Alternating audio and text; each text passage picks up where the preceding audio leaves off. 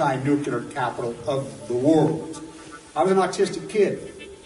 My father was a drafted United States Marine, an incredible man. I come from an incredible family. My uncle stood on Omaha Beach on D-Day. I grew up on a huge ranch out by the lake. He was a beautiful, incredible person. He was at Pendleton, combat ready, and they were human guinea pig. They were marched into the trenches in Nevada. They're called atomic veterans. He nearly died at the blast. Between 1951 and 1968, we had 300 open-air tests. Well, as different scientists started to write about this, Wallace Stegner was at the University of Utah at the time. I got to know him. Edward Abbey was hanging around there. I got to know him. I got to know all these environmentalists, and I was an environmentalist, and it was a passionate, intense subject matter there. All nuclear fighters, all hands on deck, all hands on deck, all hands on deck. All nuclear fighters, all hands on deck, all hands on deck, all hands on deck. They'll be calling you a radical. Twingate, 311, whatever you want to call it. I call it Pacific genocide, whatever. It's fucking giant conspiratorial across all demographics. All nuclear fighters, all hands on deck, all hands on deck, all hands on deck. They'll be calling you a radical. All nuclear fighters, all hands on deck, all hands on deck, all hands on deck. Twingate, 311, whatever you want to call it. I call it Pacific genocide, whatever. It's fucking giant conspiratorial across all demographics. They'll be calling you a radical. May God have mercy on all of your souls. Nuclear power was evolving. We were promised, oh, this can't happen.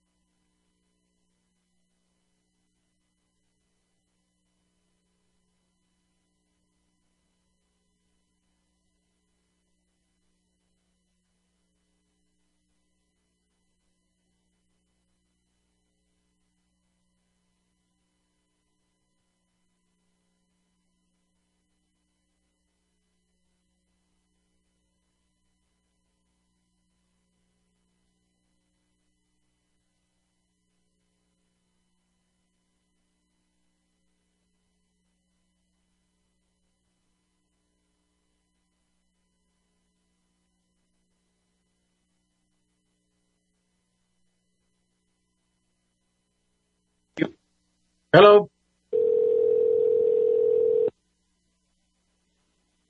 Hello. Hey, Kevin. Yeah. Okay, I've got UCY pulled up, and we should be on. We should be live now, according to Skype. Okay. All right. Sorry, you guys. 2 seconds. Okay.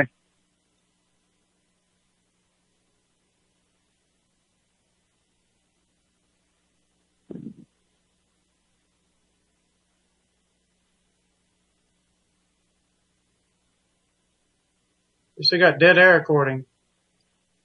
Wow. You're live. You're live. Oh, here we go. Sorry about that. Get this, huh? 2 times in a row. We just have technical difficulties out of the blue. When Snowden comes out just the other day and releases a new memo that certain words are said on internet radio shows, certain words that are done, whatever, that the NSA has a giant apparatus of trying to twist, block, rats and trolls on Balco. Oh yes, very, very real. Very, very real. Not my words, Snowden's words. So I would like to say this to the NSA. Their big apparatus right here where I'm at on the mighty Wasatch. Let me tell you, everybody who works for the NSA, as you participate as your great Uncle Toms, and you're supporting the very people that are killing you, you can get cancer, leukemia, your children, your family. This is the Queen's apparatus. The NSA is nothing more than an apparatus to prevent us from protecting you, the very employees who work for us. So you want to be Uncle Tom? Go for it. Go for it. You want to be just like the media wants to be Uncle Tom? Go read Uncle Tom. Read the book. Oh, what was he talking about? If you don't think nuclear fallout, the greatest cover-up in human history, bar none, is Fukushima. Now you think about this. You think about the greatest cover-up before that was Chernobyl. Fukushima's even passing Chernobyl. No-fly zone. Arresting people in Japan for even mentioning. You can't even send an email. Now you think about that. Media here. One other thing that I'll jump right to the pending news that's out there. We have 3 nuclear nightmares going on. One, of course, Carlsbad. There are RadNet detection devices, and this is being widely reported, that are picking up plutonium as far as 20 miles away. Now, of course, they're going to come out, the Queen's Academia Armies, this professor from Texas Tech who doesn't know an isotope from a spent fuel rod. Morons. Academia propped up, just like the marine biologists in California. They don't study the ocean because they don't know how. Names and titles. They are detecting plutonium as far as 20 miles away. Carlsbad obviously has an event going on. Now, if there's an event going on, the reports I'm getting is ceiling collapsed and smashed some plutonium barrels in there. Oh, that's no big deal. Oh, yes, it is a big deal. It's an active repository. Now, if they seal it up, will that stop it? Possibly. But they're not going to seal it up. Are you kidding? This is the repository because we block check them out. It's going on. Now, what can you do? Call Udall. Call Udall. And when you call Udall, Senator Udall down there, and I don't care where you live. The jet stream moves left to right. I tried to explain that to the morons at San Onofre in San Diego in the hearing. Oh, this is our issue here in San Clemente. And said, no, it's not your issue. It's a bigger issue downwind. It's where it rains the next day. Just like Fukushima was the biggest issue right here where I'm standing on the Wasatch View. Why? Because we had 350 open-air tests in Nevada. We all know what downwinders were. We have heavy plutonium all over the Wasatch View. Everybody knows that. It's factual. Background level, they call it. We have more than anywhere on Earth, besides maybe Chernobyl now, and the Belarus and the Ukraine. But we got hammered because it rained here. And then I get leukemia 7 months later. A lot of people did. A lot of people died. A lot of people died from Fukushima right here on the Wasatch. Second pending big, giant story that's going on in the Ukraine, right there in Chernobyl's backyard. A lot of people don't know this. The revolution that's taking place, there's a nuclear reactor there. The nuclear reactor was overtaking a few weeks ago. Now you think about that.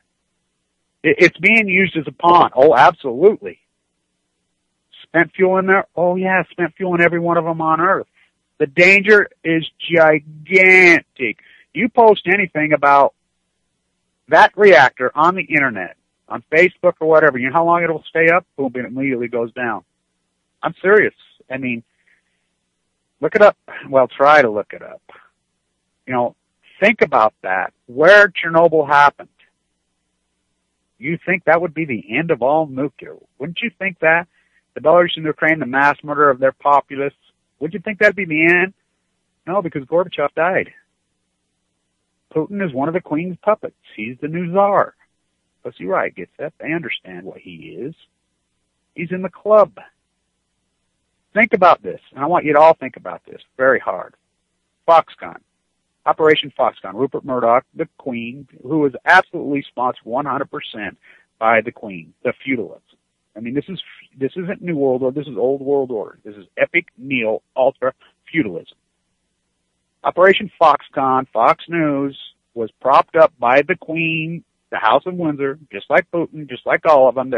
It's the same system that existed in 1913, 14, 15, 16.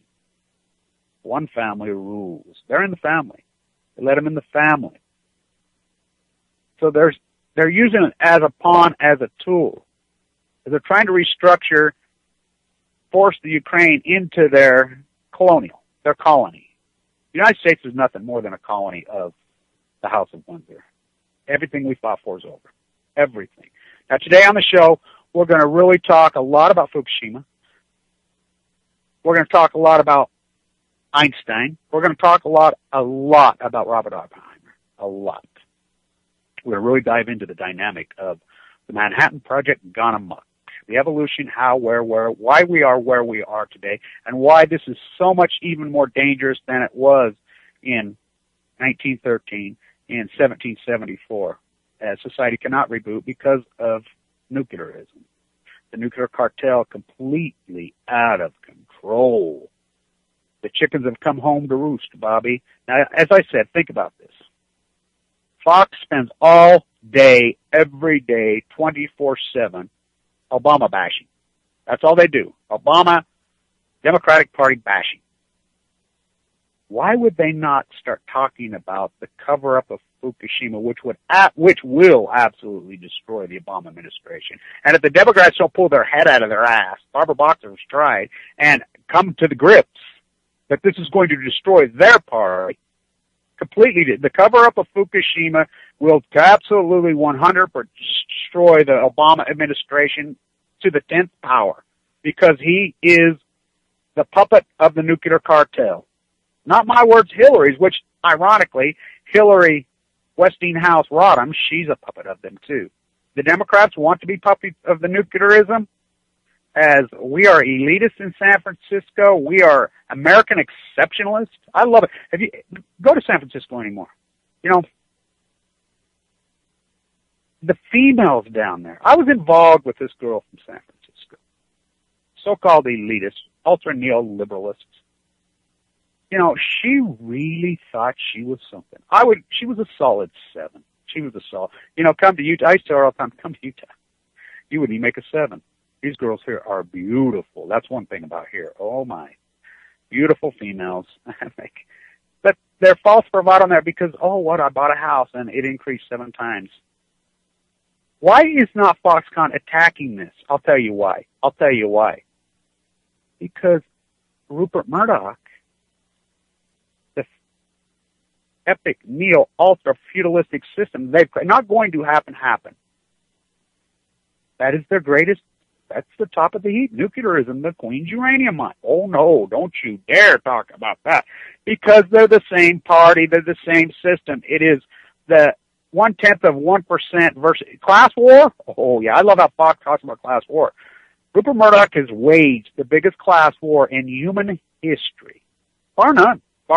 The greatest redistribution of wealth upwards in human history has taken place since 1979 to present in this country. Now, let's go all the way back. Let's talk about Einstein himself. Let's talk about Robert Oppenheimer. Let's talk about the evolution of nuclearism and how we got to this funneled up socioeconomic nightmare. And it is a nightmare. You can go in denial all you want about it. The outsourcing of the jobs to a slave economy. Oh, they'll buy our goods. Yeah, those Chinese that are making 37 cents a day.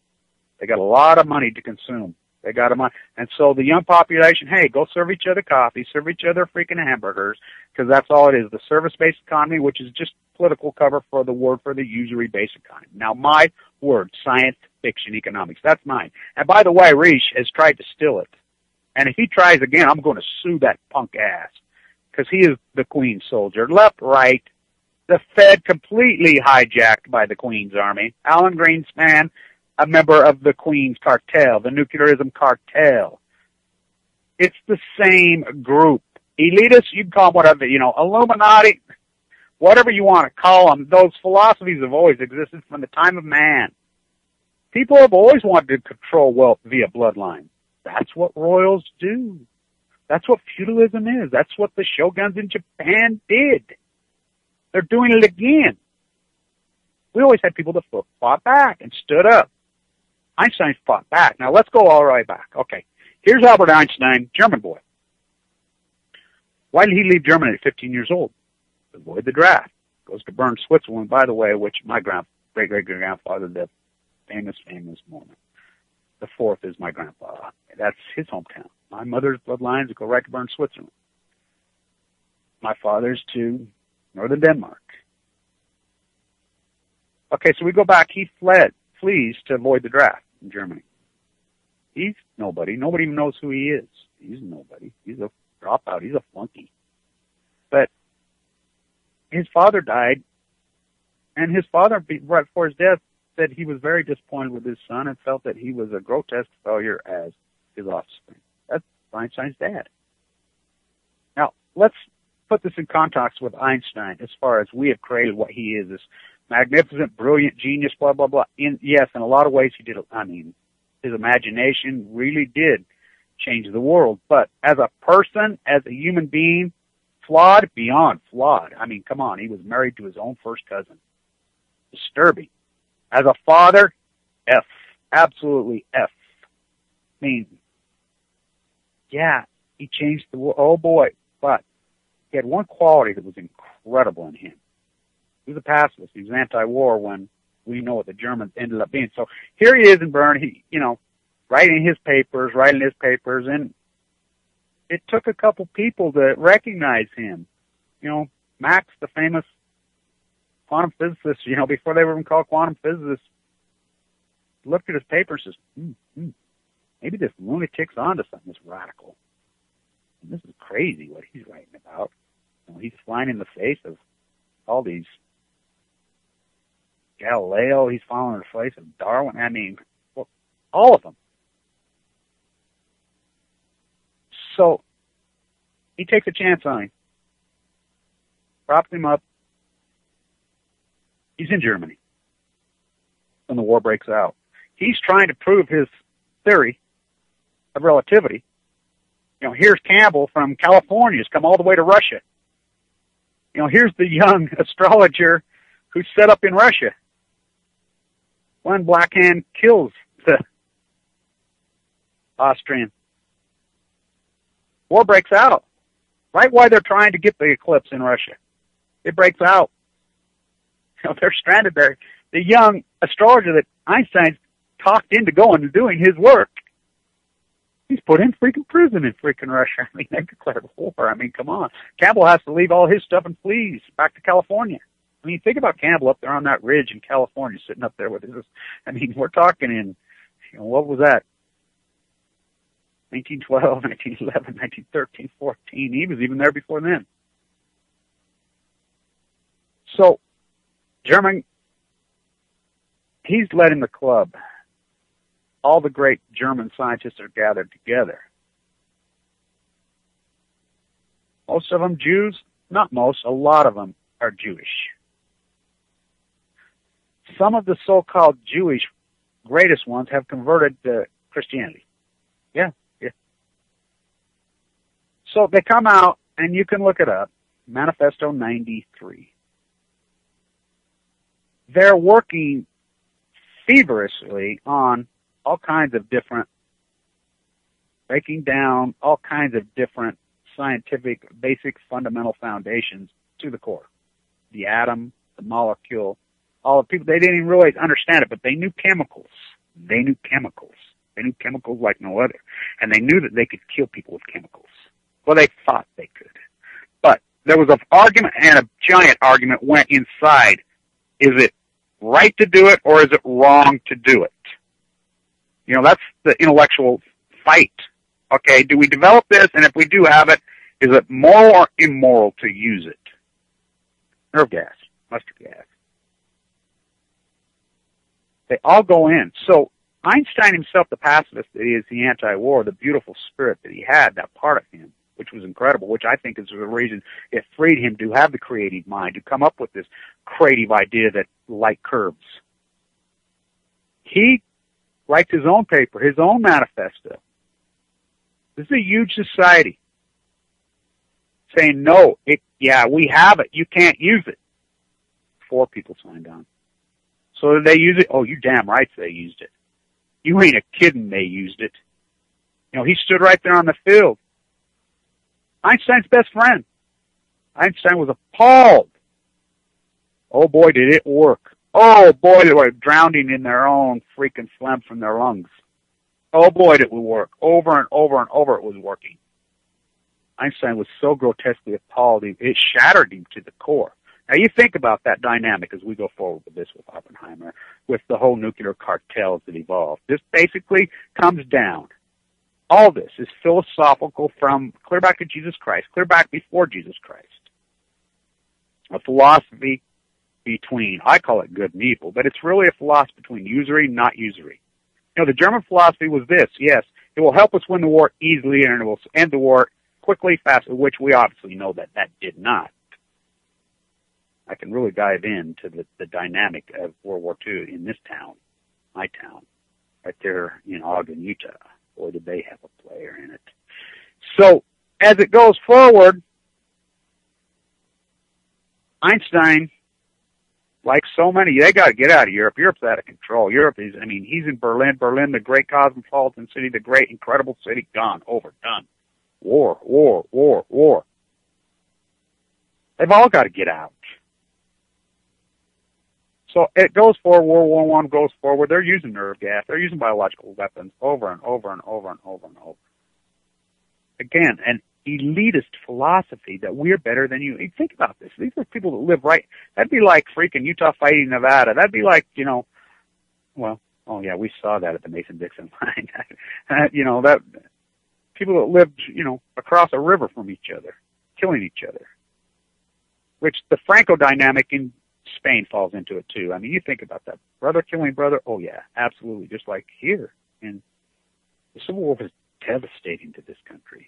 Devastating. So we skip forward to World War I evolves into World War II. America won't get involved. A bunch of playboys, a bunch of air suckers and air crawlers just, going along having a happy life. These grand natural resources, this big, broad new place, this incredible place. Yeah, of course they wouldn't got it. Why would they?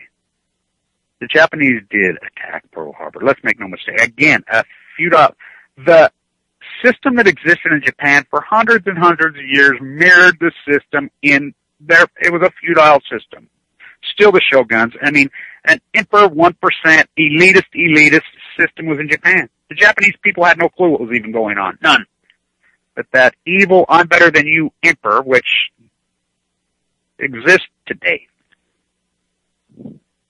It's obvious. The cover-up of Fukushima proves it exists still today. Japan's a colony of the Queen. Just like we are. The feudal system. So we go forward. Here comes Robert Oppenheimer. Now, Robert Oppenheimer, let's remember, his parents loved New Mexico. They really love New Mexico. Why would you? Anybody have you ever been there? And think about this in those days. Wow.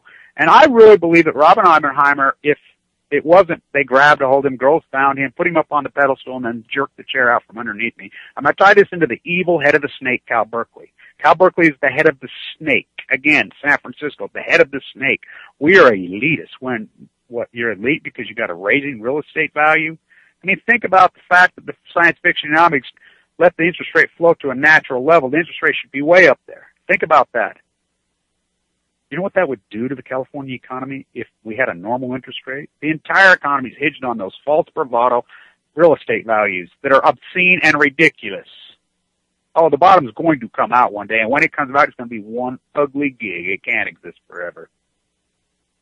So we go back to Oppenheimer's in the mountains of New Mexico. I mean, get on his horse as a boy and go for days and days. He was a romantic. I tie him a lot to Everett Ruiz, Everett Ruiz here, but more in the literal context. He was there. So he's a romantic. He's out in the wilderness. I really think he would have been a great environmentalist. I mean, a writer, a poet, whatever. There was just one of these people that was born with this giant intellect. I think it was developed by his horse rides in the mountains of New Mexico for days at a time. His parents didn't allow him to be born outdoors. I go back to Russell Means. And I think this is the way I think. I grew up on this beautiful, huge dynamic on this ranch, and I was allowed to be born outside the cage. He was allowed to be born. Now, my parents let me go, and I would roam. I'd roam on that Great Lake for days as a boy. I learned to be in symphony with the environment at a very, very young age. My parents just let me do it. My grandpa, whatever. Where you been for the last 2 days, boy? Oh, I've been down there watching the muskrats at the dance. I've been watching the blue herons and the tundra swans on the delta. Oh, okay, that's fine. Don't worry about me. Russell Means says you take a wolf, he's born outside in the wilderness. You capture the wolf, you put him in the cage. He will eat, chew on the bars, go crazy, try to break through the bars. He won't eat, he'll spin in that cage until he's dead. You take a wolf, have him born inside the cage.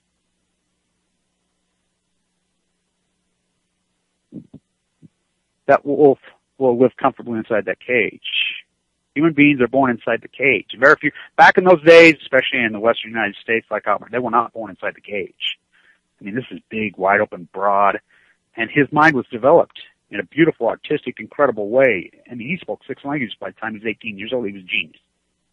Beyond a genius, his IQ break. And not only that, he was dynamic enough because of his path in New Mexico. So, Groves takes a chance. Eaton Groves are completely on the opposite of idealistic areas. I always go back to Oppenheimer when he was teaching at a very young age. And his student says, you would learn more in a week than you would for 10 years in another program. His teaching ability was like no other. I mean, he had one woman in his class. She took his class 3 years in a row just because he learned so much knowledge from it. He wouldn't let her in the 4th year, so she went on a hunger strike. That's how much she knew. This brilliant mind, this brilliant teaching ability, this brilliant ideas. Groves takes a chance on him. Groves is completely the opposite. He would be a neoconservative, drum beater, kill. So here comes along Oppenheimer, takes a chance on him. They prop him up.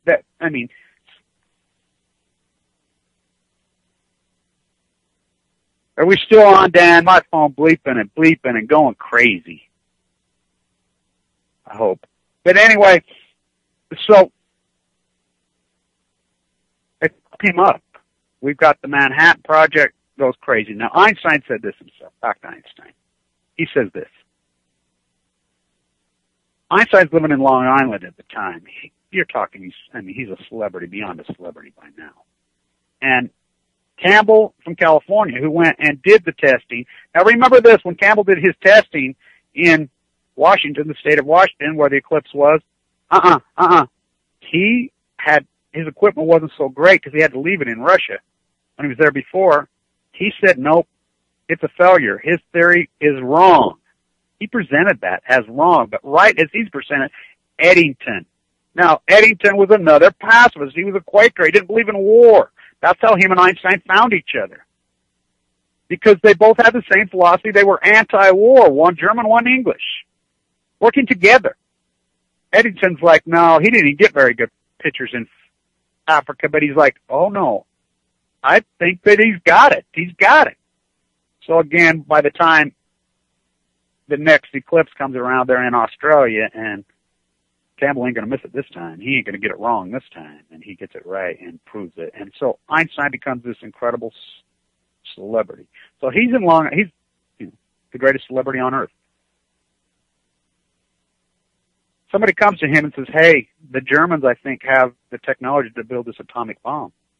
So he writes a letter to Roosevelt. Well, Roosevelt's going to listen to him. Oh, yeah, anybody on Earth's going to listen to him.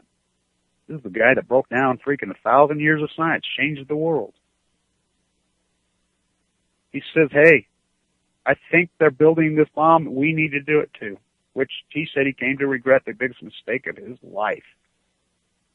Roosevelt listened to him. The Manhattan Project was born.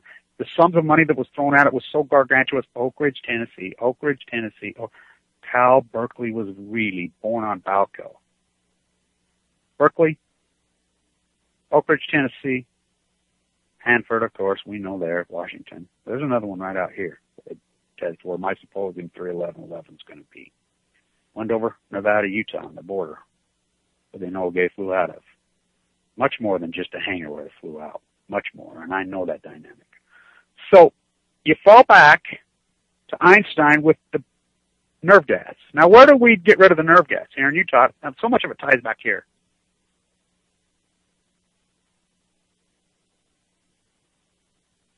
So, the nerve gas, we've had it for how long? Over 100 years?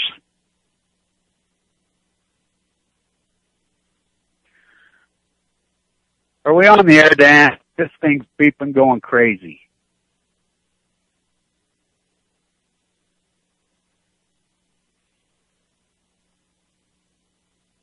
Yes, Kevin. What technical? I'm blown away at this, to be honest with you. What's happened the last 2 times on my show? I mean, outrageous.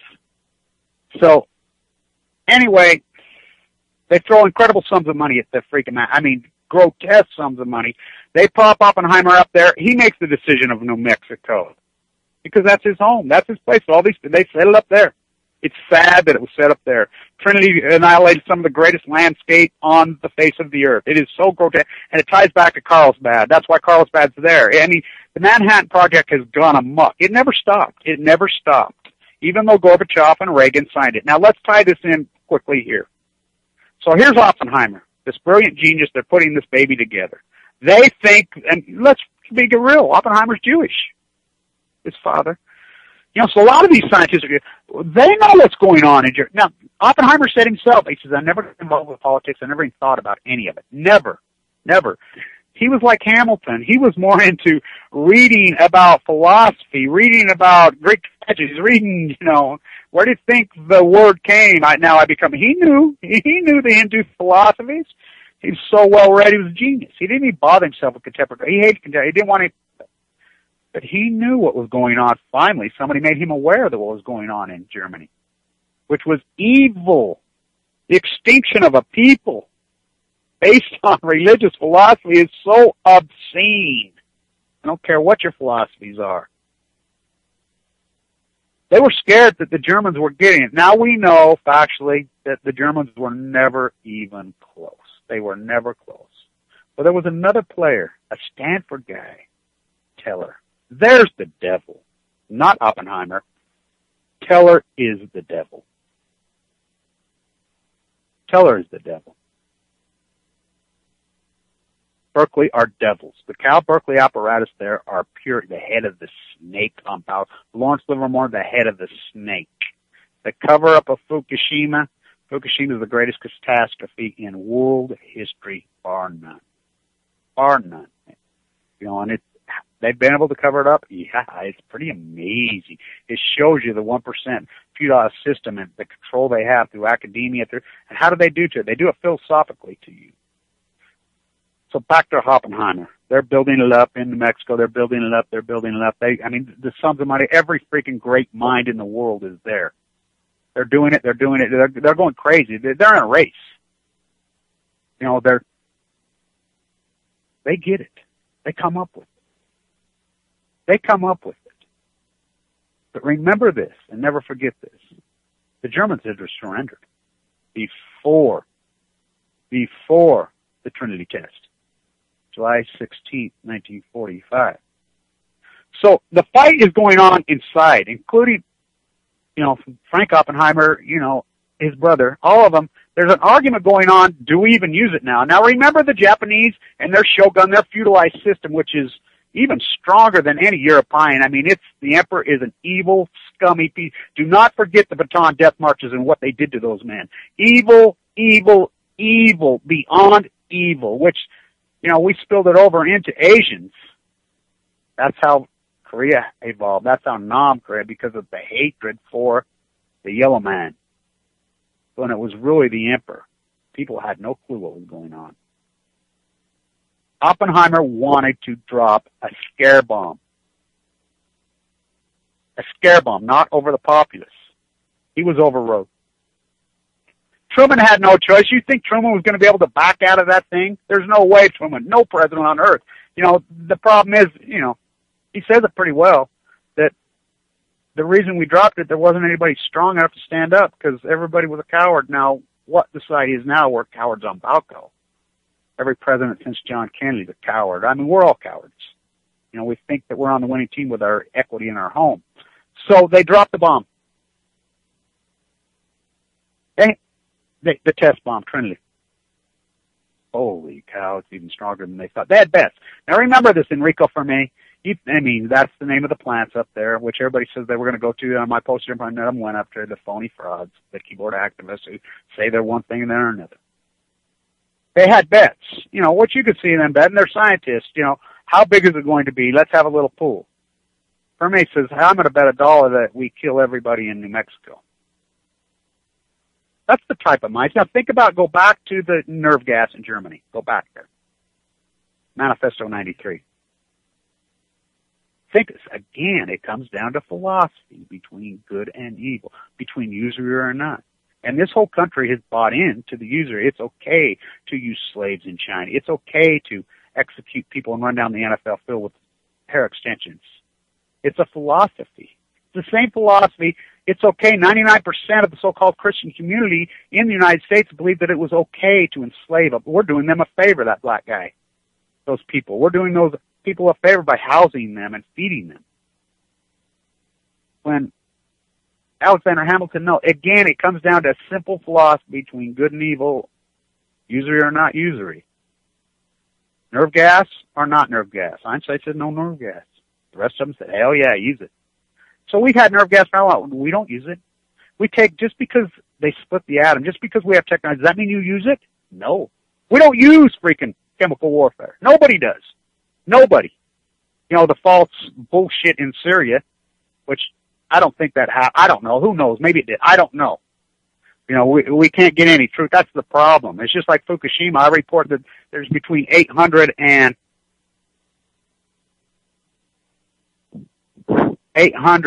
4,000 dead. These are coming from very accurate reports from me. Remember this, I was getting so many emails in the early days out of Fukushima.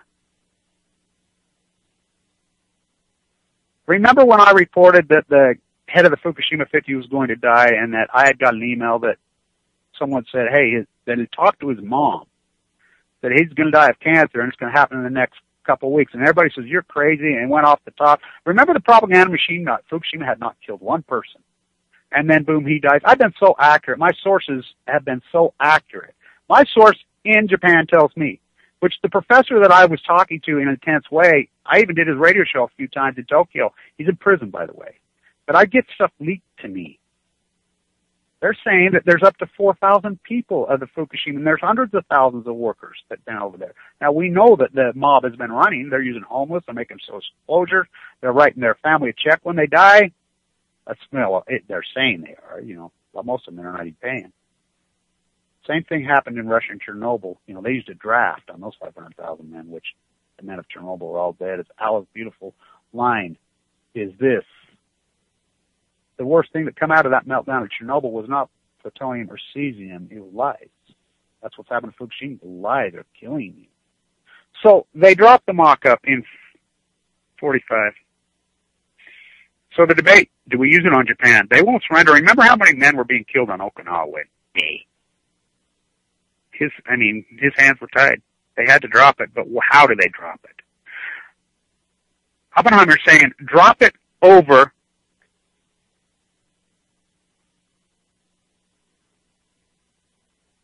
an unpopulated place and scare the emperor. Scare him, say, look what we have. So the debate is whether do we share this technology with Stalin. Now remember, we got propaganda as boys and kids growing up in the 50s, 60s, 70s. All we heard, those Russians are bad, the Cold War 10.0. But remember, the Russians lost 27 million men in World War II. 27 million!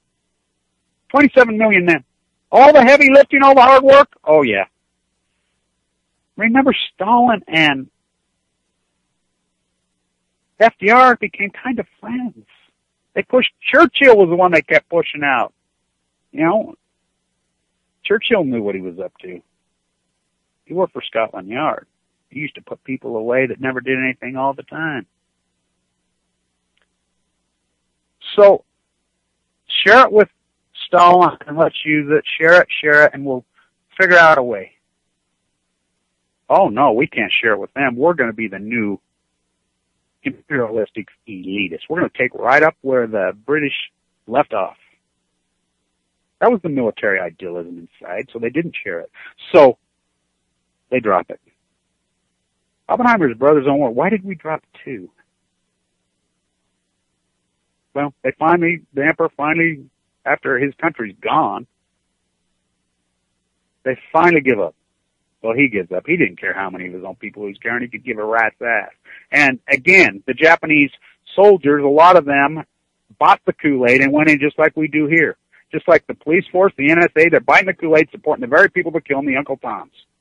The military-industrialized complex, the military-industrialized police force, the Foxconn people that buy into this and support it, same thing happened. That's how fascism was born. That's how it happened in Germany. That's how it happened in every dynamic there ever was. So, they drop it. It's born. The nuclear thing's on. So they won't share it with Russia. So Russia's all, okay, fuckers. Oh, yeah, you don't think we can come up? Watch this. Sakharov, the Tsar bomb, 100 megatons. He backs it down to 50 megatons, just at the last minute. We recorded it as an earthquake here in the United States. That thing, and everybody in the United States, oh my God. It was on. The freaking bomb race between the United States and Russia is on. Boom, boom, boom. 350 open air tests in Nevada right here. My father, human guinea pig in Nevada.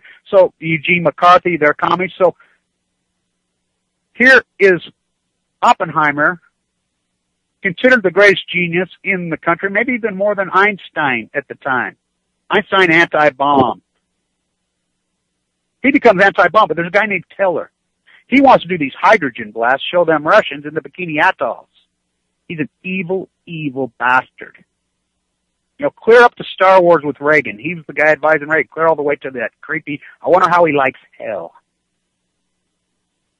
Oppenheimer saying, no, I'm no bombs, no bombs. I'm anti-bomb. No bomb, no bomb, no bomb, no bomb. No.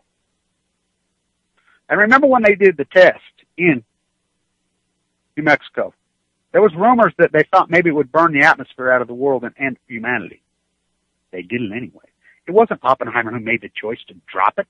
Yeah, he built it. He ran the show. The military industrialized complex, the girls in his army, the military, that idealism, the same idealism that Manifesto 93 existed was again, philosophy.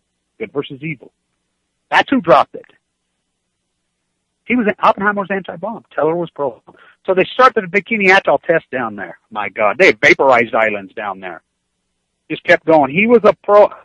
He was developing nuclear weapons. Star Wars were nuclear weapons. Clear to his death, that old evil. And so the debate raged at the university level, which universities where PhDs were always done out in the field. The PhD of Einstein was not done by peer review in academia in a classroom. No, they were out in the street. That's where we'll meet. So the debate was happening at Berkeley. They had guys like John Goffman who were on the other side. So they promote Oppenheimer up. Well, Teller doesn't like Oppenheimer. He's anti-bomb. The military industrial, they don't like Oppenheimer, so they label him a communist. Now remember, his wife, Franco, it goes back again. It goes back again to Europe. It goes back. She was in that experience. Her husband was killed in that bloody, ugly, ugly civil. When we were kids, Franco is still alive. Franco is still alive. That dynamic spilled. So here we are. Oppenheimer's anti-bomb. So Hal Berkeley has the Robert Oppenheimer, and they promote him and stand up. I emailed her, the woman who's head of it, and I said, how do you like being the nuclear cartel's horse? We know John Holdren.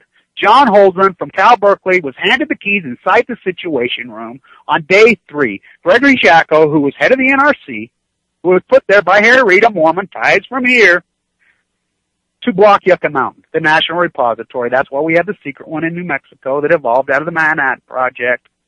All this keeps evolving. It's the Manhattan Project. Megan Rice sitting in a prison cell in Tennessee because she knows this. She's a brilliant genius. Martin Luther King, hardcore anti-nuclear. John Kennedy, hardcore anti-nuclear. Bobby Kennedy, hard anti-nuclear. Robert Oppenheimer, hardcore anti-nuclear. Sokolov, hardcore anti, the guy who dropped the Tsar bomb. He won a Nobel Peace Prize, not like Barack Obama's Nobel Prize. No, he really earned his.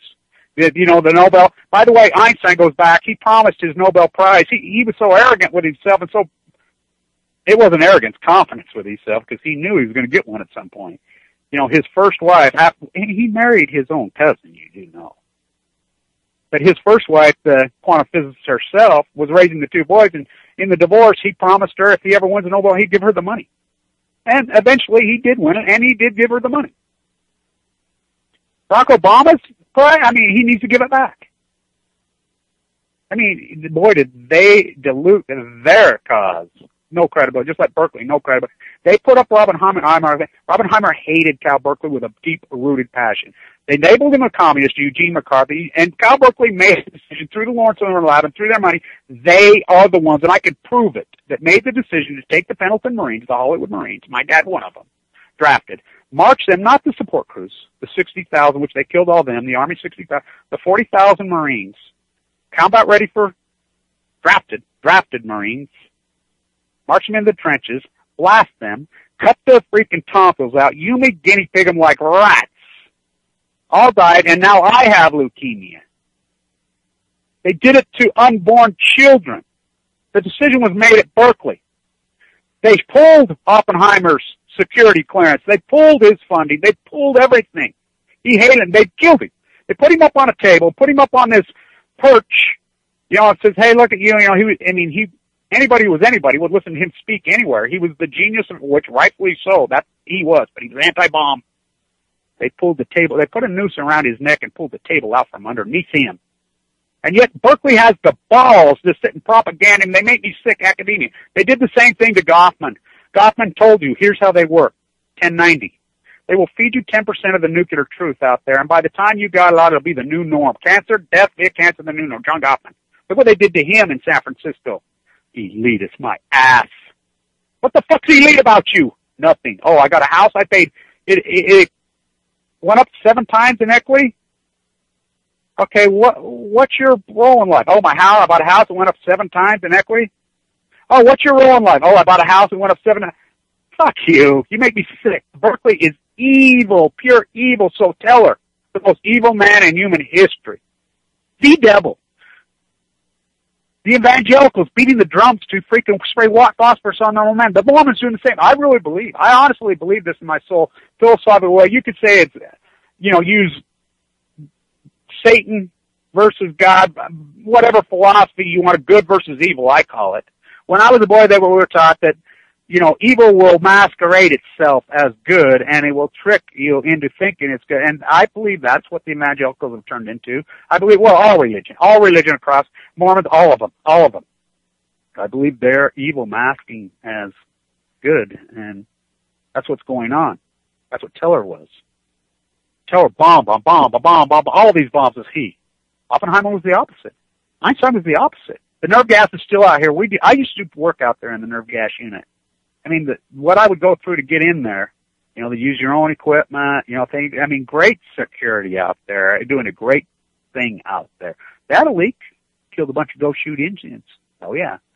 There was a freelance reporter called on his bell and got the picture of the dead sheep out there, exposed it. Here in Utah, we were so hardcore to anti-nuclear. So it goes back to Stanford and Berkeley again. Wallace Stegner, my mentor, who raised my teaching style, Wallace Stegner showed me the way. Edward Abbey, he took a chance on it anyway. Showed me the way. Philosophy that Berkeley is funded by the billions, if not trillions of dollars. Oh, we have nanotechnology at Lawrence. I protested Lawrence on the 1000th day. I think it's ironic, and I call it Tim Shell. Steinbeck, right there. All ties together. This is a basic root, and we completely went to the evil side. Completely. Gorbachev and Reagan. Now, you think about who's standing there when Gorbachev and Reagan are. Gorbachev says this. Okay, Ronnie, when they signed a non-proliferation contract to get rid of these things, let's go all the way. Let's just do it, Ronnie. The astrologer had told Ronnie she was anti-nuclear, and he believed in her. So he believed in Nancy. She was anti-nuclear. Let's do it. All the way. They grabbed his hands and stopped it. Teller stopped him from doing it. He says, well, okay, I'm going to say. They grabbed his arms. Wouldn't let him do it. So we did sign to get rid of them. A giant chunk of them in good faith, but we don't do that. Megan Rice is in jail. She's the protege of Martin Luther King. She is truly Dorothy Day. Our parents have put Dorothy Day in, and the most glaring part about this is not only this, Dorothy Day, Megan Rice, yeah, she knew she was going to go to jail. But they held her. No bail. Think about that. No bail. They held her in federal detention service for 9 months and tortured an 84-year-old man, the protege of Martin Luther King, the protege of Dorothy Day. You don't think we're evil? Without bail. As a sabotage terrorist. Really? The peace lovers? They're peace activists. They're pacifists. She's a pacifist. Dorothy Day, she's the greatest pacifist. Einstein, a pacifist. So we've become these aggressive regressives. A lot of people don't know, 1965. John Kennedy, 1963, July 26th, comes out against the military machine. He stood up against them because he knew Rachel Carson's thesis. He stood up against them. You don't think one person can make a difference? You don't know nothing about Rachel Carson. He stood up, and he signed the test ban treaty. That gave me probably cancer, that killed my father. It gave so many of you cancer. People die of leukemia, die of cancers in this country a year. Autoimmune deficiency diseases are from them open their tests. And now Fukushima rages over the top of us. So after his death, Bobby, there's another hardcore. Every one of these hardcore anti-nuclears, look what happened to every one of them. Bobby goes to LBJ. They hated each other with a deep-rooted passion. He goes to him and he says, we got to get rid of all this shit. All of it. It's got to go. LBJ says, okay, let's call in Oppenheimer. Watch everybody called in Oppenheimer. So Oppenheimer called into the White House. He comes in. Well, what do you think? Should we get rid of it all? Oppenheimer's words. You're 20 years late. Should have got rid of it then. So, he is the Lee Harvey. Oppenheimer's the evil is Teller. Oh yeah, he was a Stanford guy, which really is adopted into Berkeley. Cal Berkeley's the head of the snake. Think about who the new president of the university, think about who the new dean is. And remember when they pepper sprayed the kids? Remember this, the cop got more compensation than the kids got. That was the most evil thing I think in Occupy. Occupy did a lot of good, but look what they did to us Occupy. So I stood in Washington Square the winter of 2010 with my post-ignorance signs and got involved with the people who became the early occupiers. We talked about my post-ignorance. I was trying to time it for the 100th anniversary of the Shirtwaist Fire. March 25th, 2011 was my Soki economic to Hamilton's grave. All these great people who got it. As those girls jumped to their death, they were locked in there. We have no oligarchs that can break out their daughters. J.P. Morgan's daughter broke ranks and supported those girls. Peggy Guggenheim broke ranks and supported. Mary Whitney. Oh, she's Vanderbilt. She broke ranks. She found freaking Pollock. She found de Kooning. She found these guys. Oh, yeah, they were WP artists. That's right. Berkeley used to at least have the debate there. They would throw the false equivalency, a little bit of a debate there on the anti-nuclear side. They gave Gottman a platform, but they did the same thing to him that they did to Oppenheimer. Teller took the field because evil beat out good. Evil has beat out good again. On Balco, they sprayed whitewash Dick Cheney, evil. On his own man, George Bush, evil's little bitch on a leash. Teller overrode Reagan in so many ways. But we always had men who tried to stand up and fight back. We had none. Where are the great, great minds out there? Where are the great academians? Where are the great philosophers? Where are the great scientists who stand up and make the platform? They're not there because they were born in the cage. There's no men that were born outside the cage, like Oppenheimer in the mountains on his horseback. He learned to be in love with the environment and symphony. And where did that come from in Einstein? Dig into his childhood as a young boy. He was born outside the cage.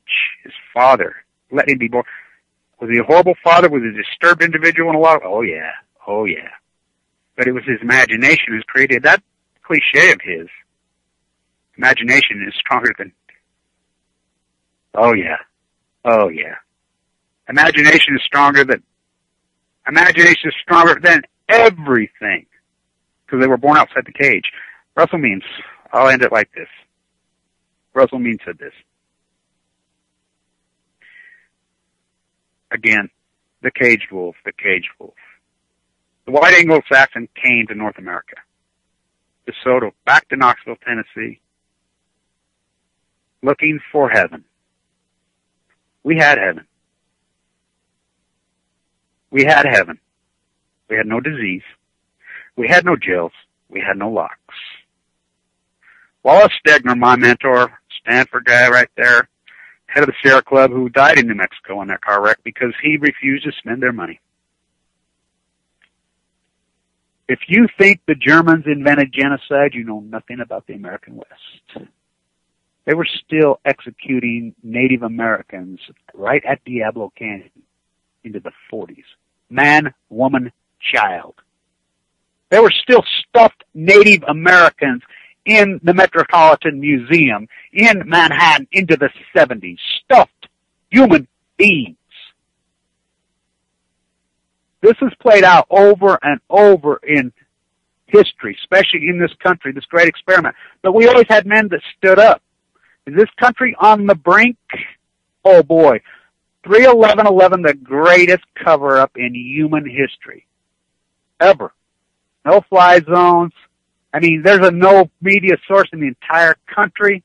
No, there's anything because there's no John Kennedys left.